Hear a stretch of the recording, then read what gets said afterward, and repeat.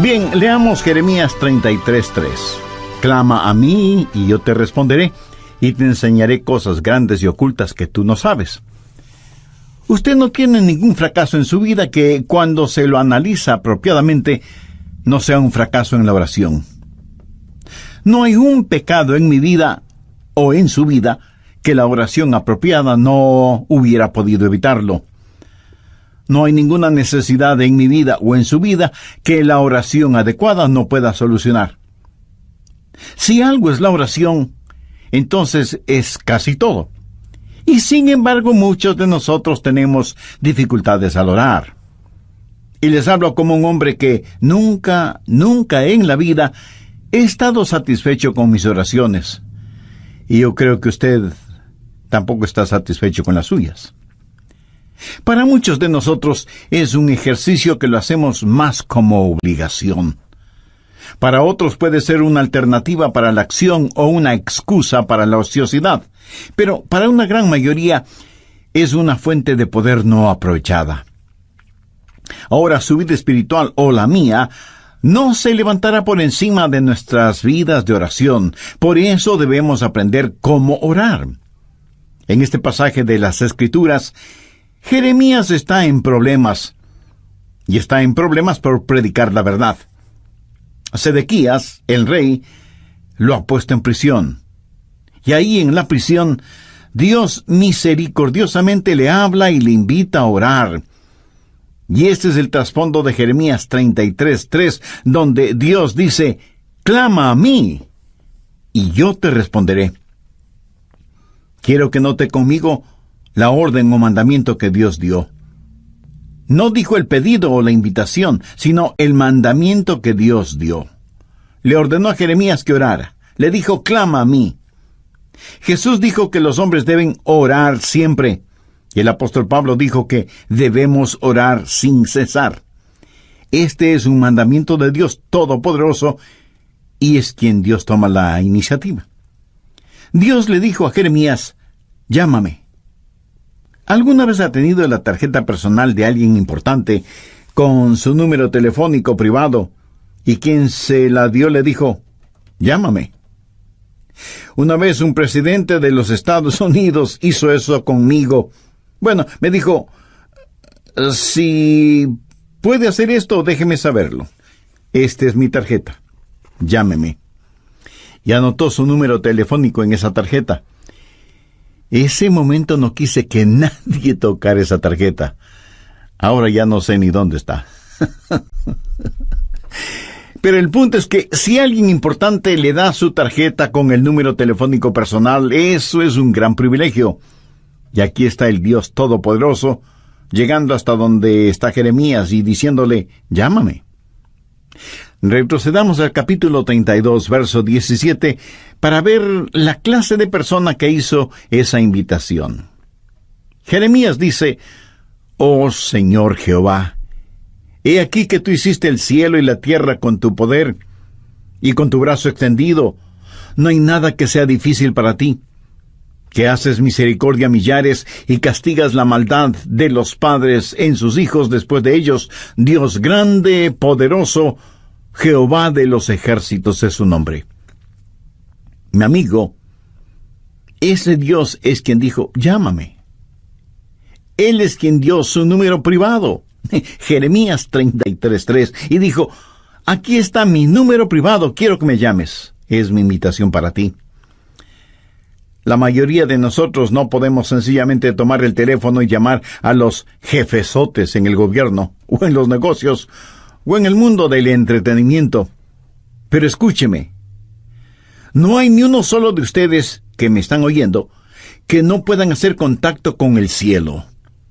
Frente a determinadas situaciones, nunca diga que no hay nada que usted pueda hacer, porque sí puede orar. Y la oración no es algo que solo usted puede hacer, es algo que todos podemos hacer. Y porque Dios nos ha pedido que oremos, y porque Dios nos ha invitado a que oremos, y porque Dios nos ha ordenado que oremos, el dejar de orar es un pecado, pero también es una invitación. Y el dejar de orar es un insulto, y también es un privilegio, y el dejar de orar es una necedad, y también es una oportunidad, y el dejar de orar es una tragedia. Y cuando no oramos, pecamos contra Dios, le insultamos a Dios, nos negamos nosotros mismos ese privilegio y entramos en una tragedia colosal y, sin embargo, fracasamos en orar. Deseo compartir con usted 10 pequeñas lecciones que he aprendido acerca de la oración. No voy a profundizar en ninguna de ellas porque las comparto con usted como quien está también aprendiendo, no como una persona erudita o graduada en la escuela de la oración. Primero, haga un hábito de la oración. Los hábitos se forman al comenzar una y otra vez aquello en lo que fracasa día a día hasta que la oración se vuelve un hábito. Segundo, elija un tiempo y un lugar para orar. Ahora, no deje de orar a cualquier hora y en cualquier lugar, pero designe una hora específica y un lugar determinado para orar.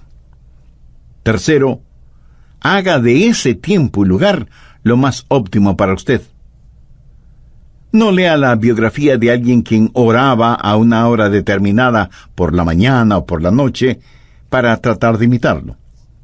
Encuentre el tiempo cuando su mente esté alerta, cuando su atención es fuerte. Para algunos de ustedes, eso puede ser después de despertarse. Para otros será después de la primera tacita de café. Para otros será después de que los hijos se han ido a la escuela. Pero lo importante es que usted encuentre el mejor tiempo, porque no hay nada mágico acerca de determinada hora. Cuarto, cuando vaya a orar, equípese. ¿Qué quiero decir con esto? Sencillamente que tenga su Biblia, un cuaderno para notas, lápiz o bolígrafo o esfero, o como usted lo llame, y su material devocional. Para mí sería casi inimaginable el tratar de tener mi tiempo de oración sin mi Biblia y un cuaderno de notas. Yo espero que Dios me diga algo. Y si Dios me dice algo, quiero estar listo para anotarlo. Y aunque ya lo he dicho antes, lo voy a repetir ahora. La más débil de las tintas es mejor que la mejor memoria. Quinto, comience su oración leyendo la palabra de Dios. No ore primero para después leer la Biblia. Lea la palabra de Dios y después ore. Lo que Dios tenga que decirle a usted es más importante que lo que usted tenga que decirle a Dios, y su oración será mejor nutrida, avivada, entusiasmada, instruida y guiada cuando usted se hunde en la palabra de Dios. Sexto, aprenda a orar durante todo el día. En 1 Tesalonicenses 5:17 leemos: orad sin cesar.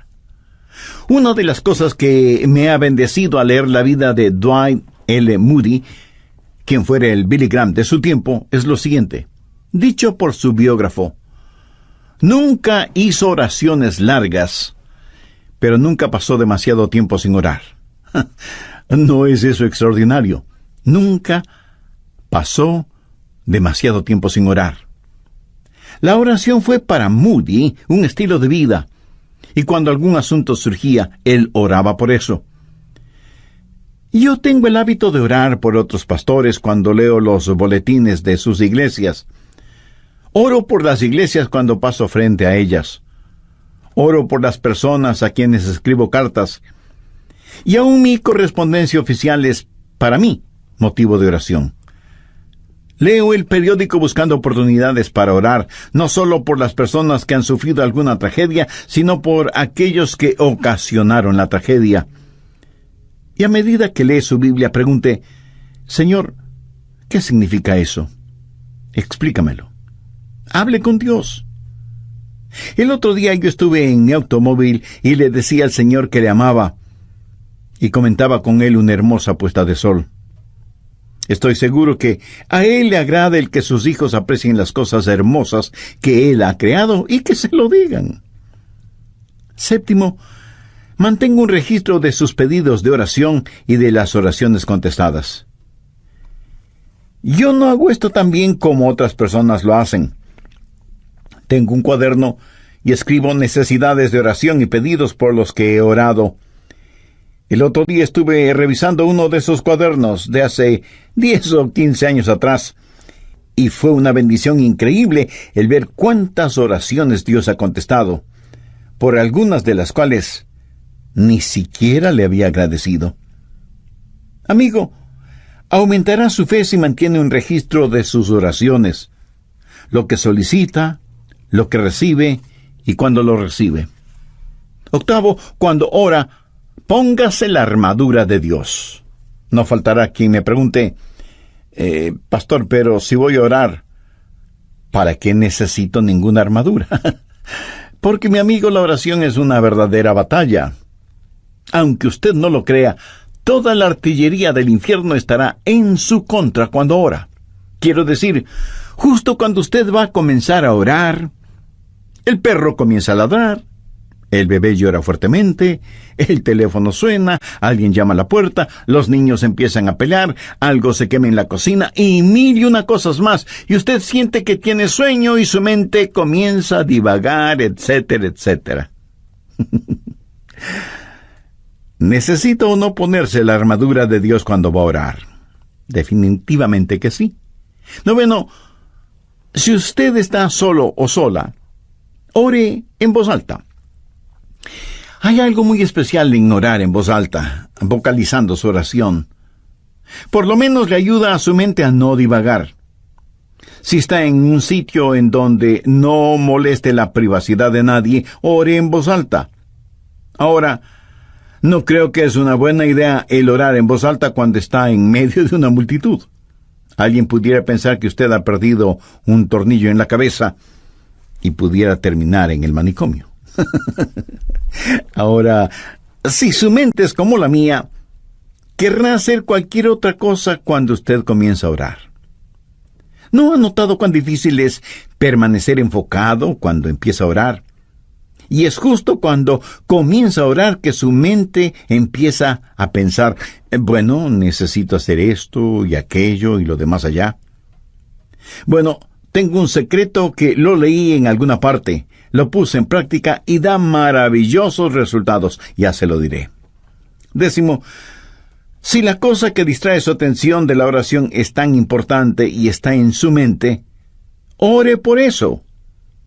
¿Sabe de lo que estoy hablando? Si, por ejemplo, estoy orando por los enfermos y el Señor me dice, Adrián, tienes que preparar un mensaje, dejo de orar por los enfermos y ese mismo instante oro por el mensaje. Hecho eso, puedo concentrarme en aquello que está en mi mente y que es el punto central de mi oración. Evidentemente, eso es lo que está en mi subconsciente y por lo cual quiero orar. En Mateo 21:22, el Señor Jesucristo dijo, y todo lo que pidiereis en oración, creyendo, lo recibiréis. Pero quiero que vea una segunda cosa. He hablado del mandamiento de orar. En Jeremías 33:3, Dios dice, clama a mí. Ahora, con el mandato quiero que note la confianza y la seguridad que viene con esa orden. Clama a mí, y yo te responderé. Ahora, ¿es esa la verdad o no lo es? Es la verdad. El Dios Todopoderoso ha dicho, y yo te responderé. Eso da confianza, seguridad.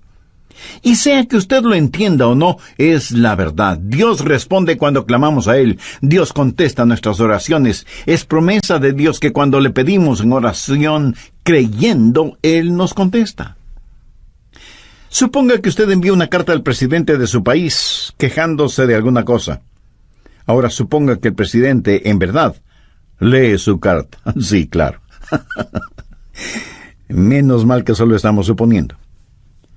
Unos días después de que usted envió su carta, llaman a la puerta de su casa y cuando usted abre la puerta, se encuentra frente a frente con el presidente. Usted se queda sin habla debido a la sorpresa y más aún cuando su presidente le dice, recibí tu carta y vengo a darte una respuesta personalmente. Como esto más bien suena a ciencia ficción, recuerde que solo estamos suponiendo.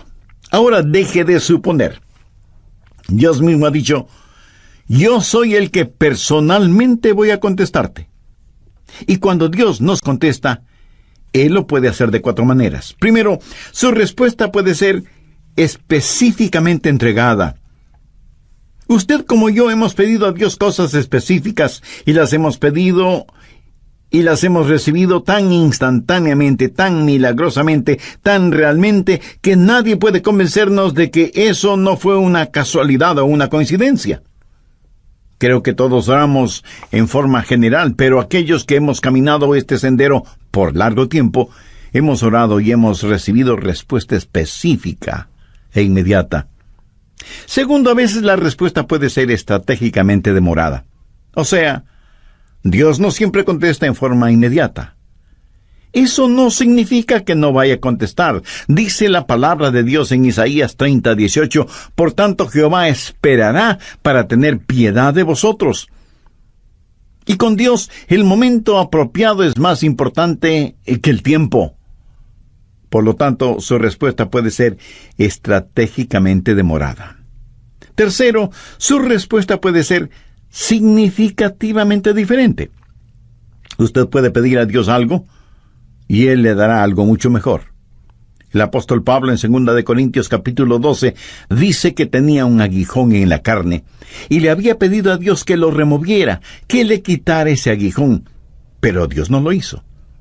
Sin embargo, Dios contestó la oración de Pablo, no dándole lo que el apóstol le pedía, sino otorgándole algo mucho mejor de lo que había pedido. ¿Qué pudo ser mejor que quitarle el aguijón en la carne? Una sobreabundante gracia. Pablo, escribiendo a los hermanos en Corinto, les dijo, pues que hemos de pedir como conviene, no lo sabemos, pero el Espíritu mismo intercede por nosotros con gemidos indecibles. Cuarto, la respuesta puede ser soberanamente negada. Usted puede pedir algo a Dios y Él le dirá, no voy a contestar tus oraciones, no porque tu corazón esté equivocado, sino porque estás pidiendo por algo equivocado. Y Dios le ama demasiado como para darle algo que puede hacerle daño. Dios le ama de tal manera que este mismo momento está abriendo la oportunidad para que usted, si aún no es un creyente, haga una decisión por Jesucristo ahora mismo. Usted, amigo, pudiera ser un importante ejecutivo, usted, amiga, pudiera ser una hábil empresaria, no importa quién sea usted o dónde esté. Si no tiene la seguridad de su salvación eterna, no necesita ser un científico para saber que su condenación será eterna, independientemente de lo que usted crea al respecto. En el programa anterior compartí con usted 10 pequeñas lecciones que he aprendido acerca de la oración. Primero, hay que hacer un hábito de la oración. Segundo, hay que elegir un tiempo y un lugar para orar. Tercero, hay que saber optimizar ese tiempo. Cuarto, hay que equiparse para ir a orar.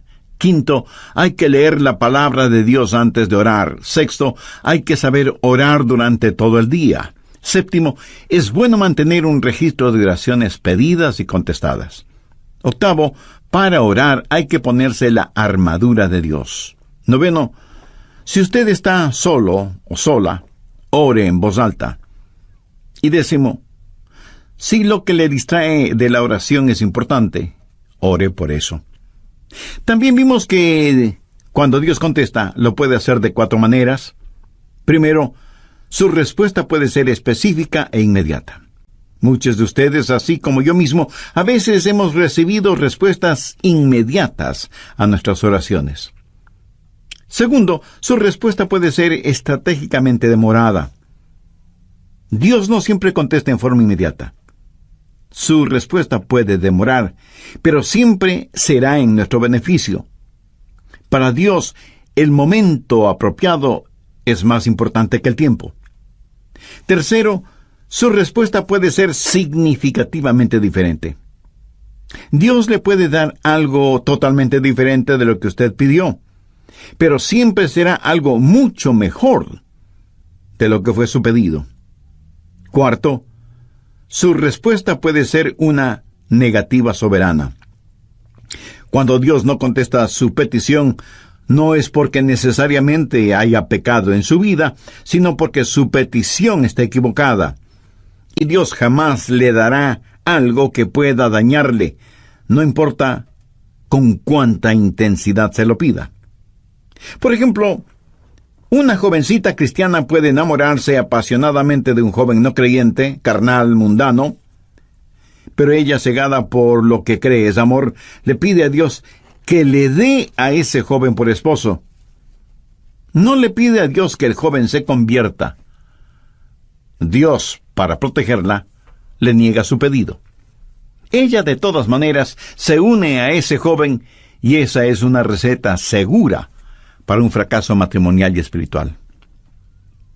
Yo creo que todos nosotros agradecemos a Dios por las oraciones contestadas, aunque debo admitir que muchas personas ni siquiera le agradecen a Dios por haberles contestado positivamente.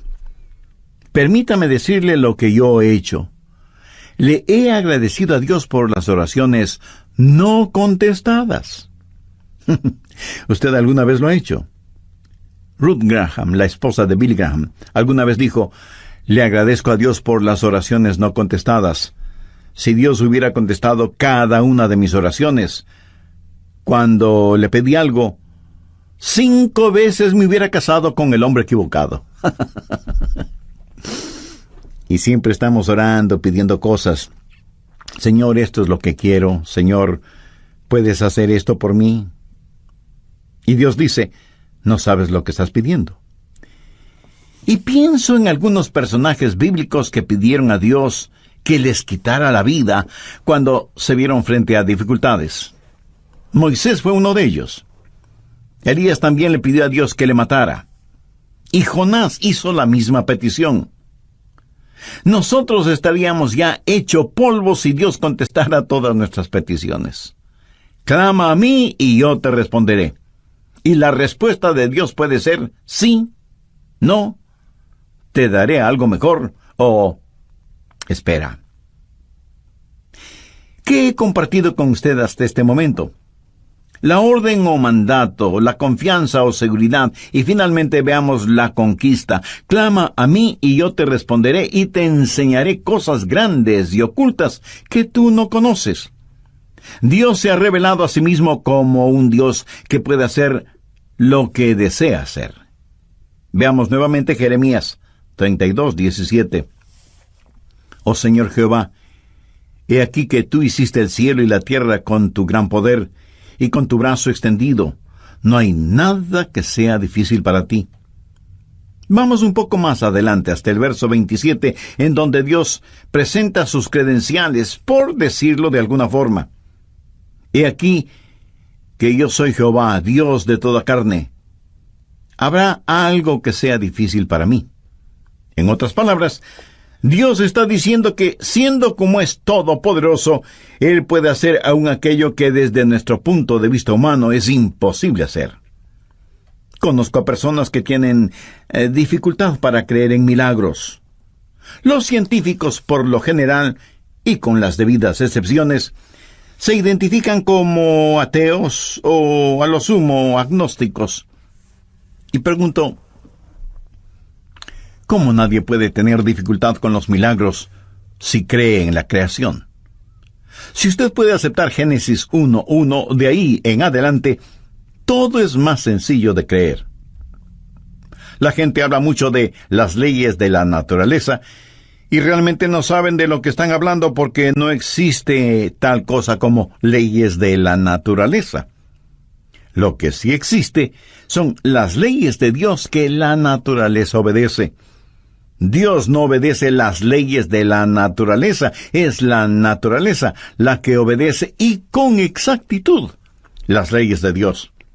De paso, bien vale la pena mencionar que la naturaleza obedece mejor las leyes de Dios que los humanos, aunque somos los humanos los que nos hemos puesto la etiqueta de ser inteligentes. Dios lo creó todo, y lo creó como quiso crearlo. Jamás piense que Dios tuvo necesidad de nombrar varios comités de ángeles, serafines y querubines para que le asesoren en cómo debía crearlo todo.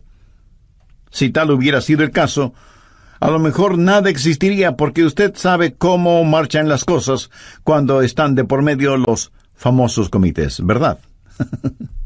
Pero no permita que nadie le diga que la época de los milagros ya pasó. En Génesis 18:14 encontramos una muy interesante pregunta. ¿Hay para Dios alguna cosa difícil? Mi amigo, el problema no es con Dios y su habilidad. Anote al margen Mateo 17, los versos del 19 al 21. Viniendo entonces los discípulos a Jesús aparte, dijeron: ¿por qué nosotros no pudimos echarlo fuera? La referencia es que ellos habían tratado de sanar a un joven lunático o poseído por el diablo, pero no habían podido hacerlo. Cuando Jesús intervino, sanó de inmediato al joven. Eso motivó que ellos preguntaran a Jesús: ¿por qué nosotros no pudimos echarlo fuera? Jesús les dijo: por vuestra poca fe. Porque de cierto os digo que si tuviereis fe como un grano de mostaza, diréis a este monte: pásate de aquí y allá, y se pasará, y nada os será imposible.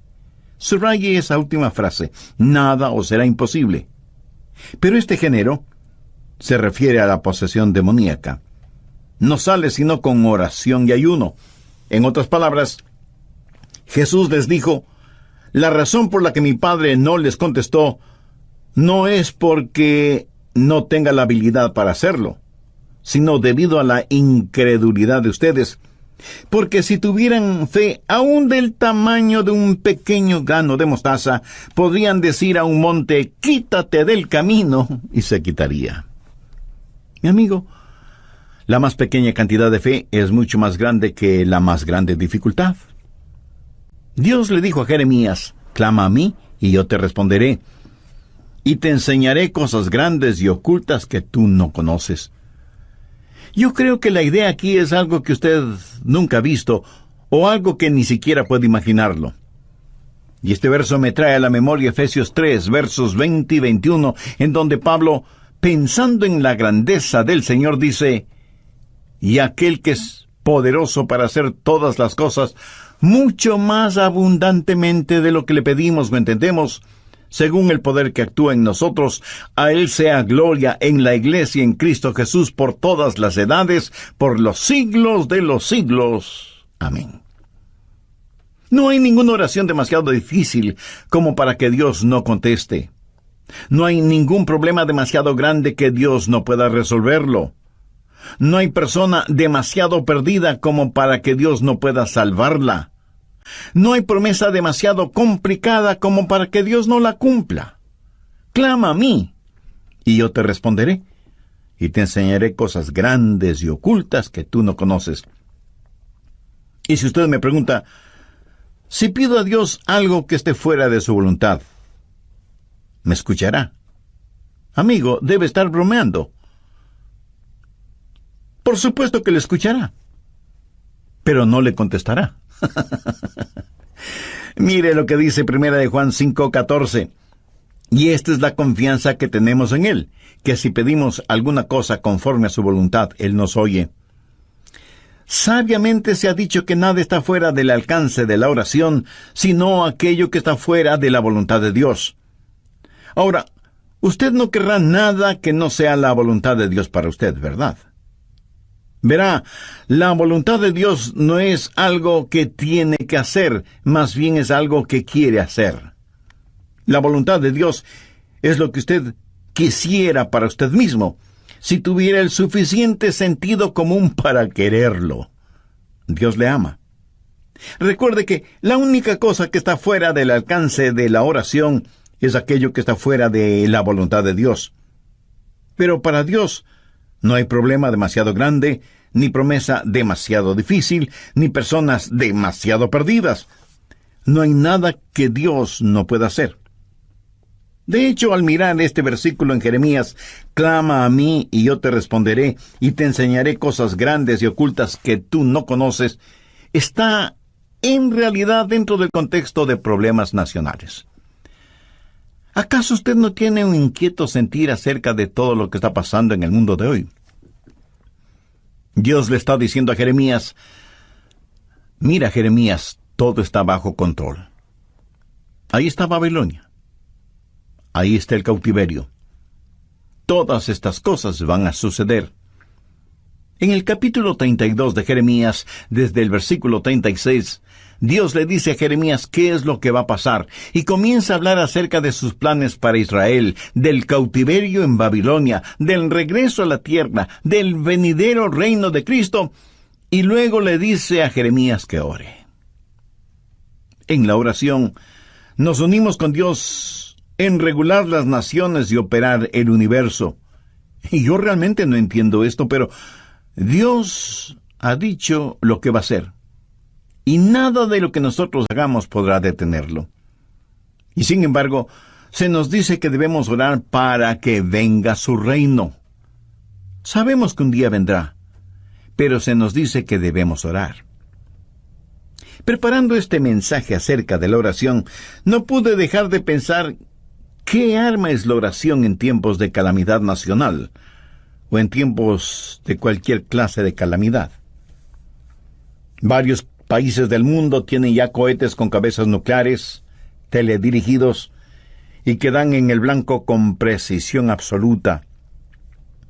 Hay cohetes que pueden ser disparados desde la superficie de la Tierra, desde las profundidades del mar, o desde las alturas espaciales. Pueden viajar sin que nadie los detecte, y tan velozmente como el pensamiento, y pueden tener una detonación demorada. Y si al decir lo que voy a decir usted piensa que estoy cambiando de tema, no es así. Solo escúcheme atentamente. ¿Sabía que en Juan 17 Jesús oró por usted y por mí? Veamos el verso 20. Mas no ruego solamente por estos, sino también por los que han de creer en mí, por la palabra de ellos. Ahí usted puede poner su nombre, o yo puedo poner el mío. Usted puede comenzar a orar ahora si es que tiene niños pequeños en su hogar, por las personas con quienes se casarán. Haga una oración de detonación retardada, sabiendo que dará en el blanco. ¿Sabe qué es lo mejor de todo esto?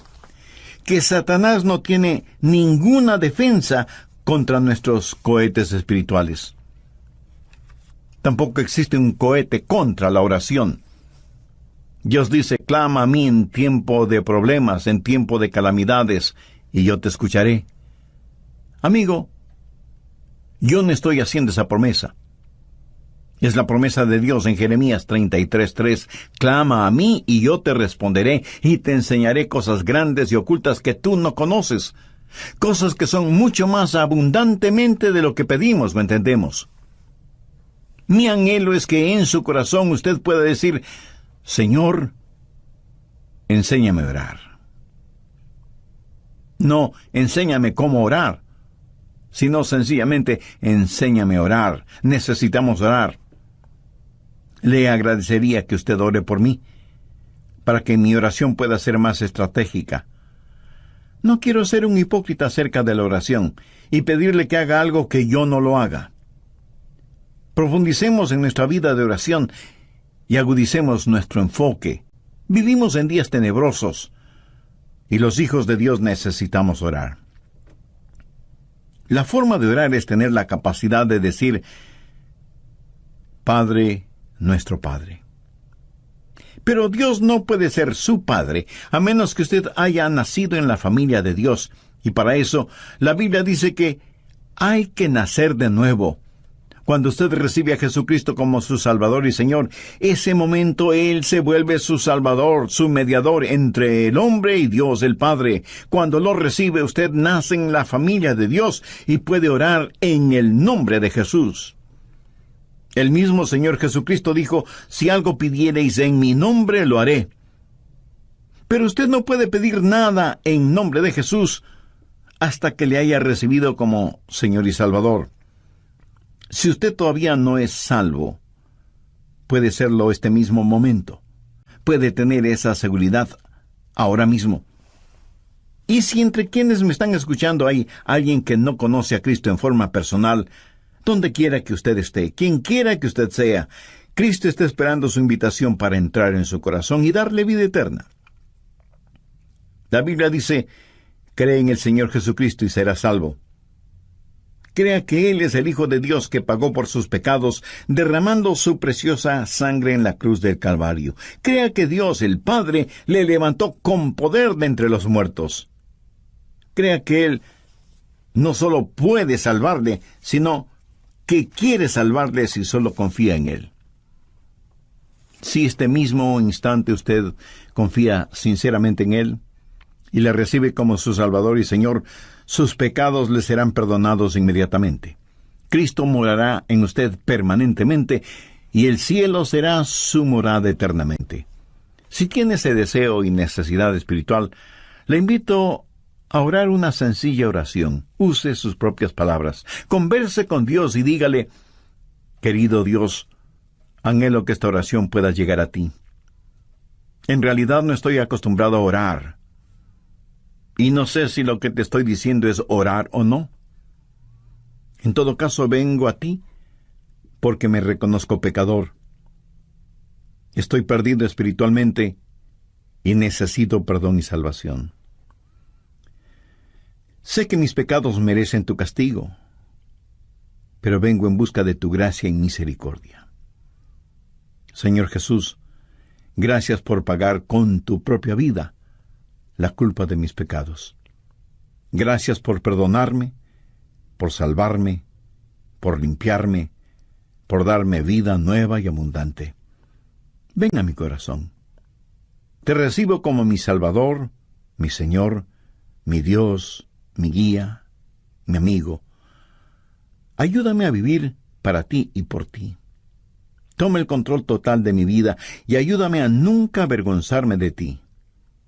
Tú prometiste que lo que pidamos en tu nombre lo harás. Todo esto lo pido en tu santo nombre. Amén.